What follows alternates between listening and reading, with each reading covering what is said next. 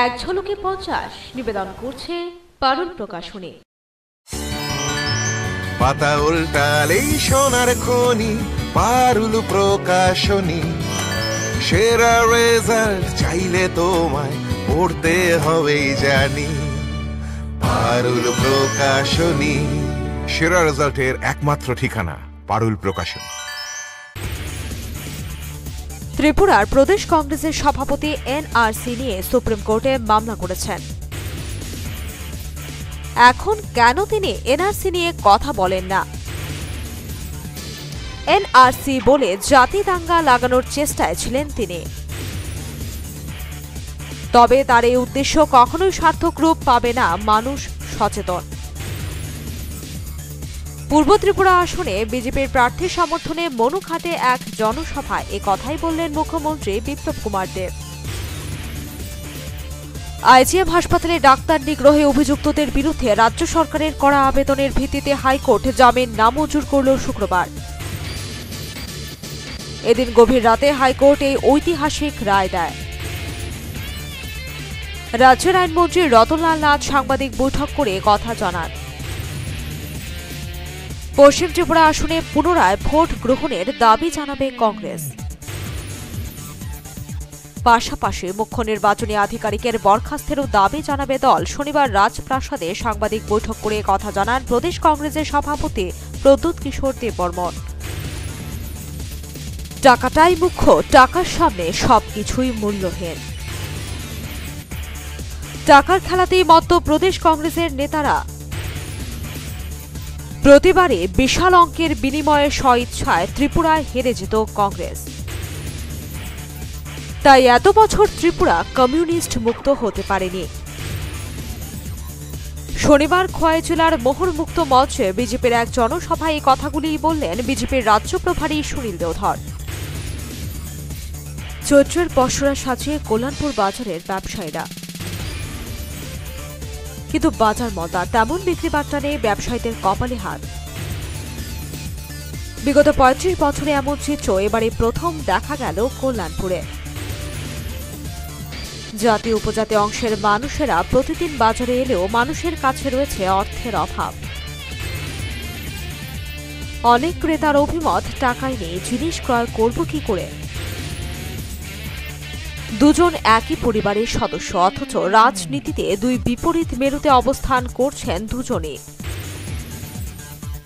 তারপরও সিনিয়র সদস্যকে পারিবারিক ও রাজনৈতিক শ্রদ্ধা জানাতে কোনো কার্পণ্য করেন না জুনিয়র সদস্য। তারা সম্পর্কে হলেন কাকা ভাইপো। রাজনীতির অঙ্গনে কাকা হলেন উপমুখ্যমন্ত্রী জিষ্ণু দেববর্মন ও ভাইপো কংগ্রেসের সভাপতি প্রদ্যুৎ কিশোর দেববর্মন। এতে একটা বিষয় তো পরিষ্কার, পরিবারের সবকিছু একদিকে, অপরদিকে রাজনীতি। দৃষ্টিভঙ্গিটা দারুণ মহারাজের। শাস্ত্রমতে দেবী পুরাণকে অনুসরণ করে বসন্তকালের শেষ বসন্তে যে দুর্গা ঠাকুরের আরাধনা করা হয় সেটাই বাসন্তী পুজো। তার প্রচলন বহু প্রাচীন হলেও এক সময় বাংলার দুর্গোৎসবের প্রচার ও প্রসার হল শারদীয় দুর্গোৎসব হিসেবে। প্রাচীন ঐতিহ্যের ধারা বা মনন এখন প্রায় ভুলেই গেছি আমরা, যার ফলে বাসন্তী পুজো এখন অনেকটা অপ্রচলিত বললেই চলে। এই ঐতিহ্য মেনে সাবরুম বাজারে অনুষ্ঠিত হল জগন্নাথ জিও মন্দিরে বাসন্তী পুজো। জালিয়ানওয়ালাবাগ হত্যাকাণ্ডে ১০০ বছর পূর্ণ হল শনিবার দিন। এদিন এই শহীদদের প্রতি শ্রদ্ধা নিবেদন করলেন ভারতের রাষ্ট্রপতি, প্রধানমন্ত্রী সহ কংগ্রেসের সর্বভারতীয় সভাপতি রাহুল গান্ধীও। বিশ্বকাপ ক্রিকেটের প্রস্তুতি চলছে জোর কদমে। এবার লন্ডনের মাটিতে হবে ক্রিকেটের বিশ্বকাপ। তবে এর মধ্যে ভারত বনাম পাকিস্তান ম্যাচ নিয়ে মন্তব্য করলেন প্রাক্তন ভারতীয় ক্রিকেটার সেহবাগ। সেহবাগের মতে ভারত পাক ম্যাচ মানে যুদ্ধের আবহ। এবারও বিশ্বকাপে এর ব্যতিক্রম হবে না। মহাভারতের কৌরবদের সমতুল্য হল ভারতীয় জনতা পার্টি।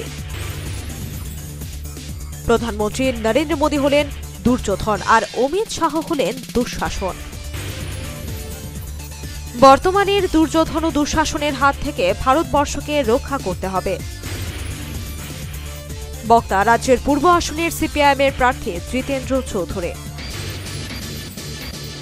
শনিবার ধর্মনগরের এক জনসভায় এই বক্তব্য করলেন তিনি।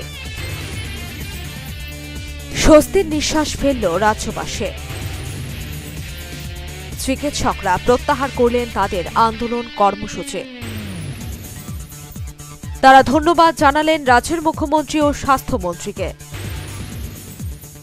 সেই সাথে চিকিৎসকরা বললেন, নির্যাতনের মাত্রা বৃদ্ধি পেলে এই আন্দোলন আরও বৃহৎ হবে। সাংবাদিক সম্মেলন করে কথাগুলি বললেন ডাক্তারদের সংগঠন। নির্বাচনী প্রচারের পাশাপাশি চলছে নির্বাচনী সন্ত্রাসও। সাবরুমের বুধুয়ায় সিপিআইএমের দুটি দলীয় কার্যালয়ে ঘটল অগ্নিসংযোগ। শুক্রবার গভীর রাতে ঘটে এই ঘটনাটি। অবশেষে অগ্নি নির্বাপক দপ্তরের হস্তক্ষেপে নিয়ন্ত্রণে আসে আগুন। সিপিআইএমের অভিযোগ, শাসক দলের লোকেরাই করল এই নাশকতা।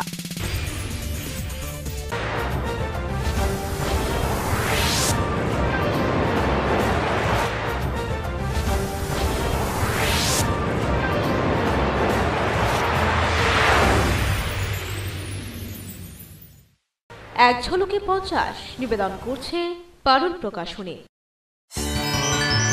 পাতা উল্টালেই সোনার খনি, পারুল প্রকাশনী। সেরা রেজাল্ট চাইলে তোমায় পড়তে হবেই জানি, পারুল প্রকাশনী। সেরা রেজাল্টের একমাত্র ঠিকানা পারুল প্রকাশনী।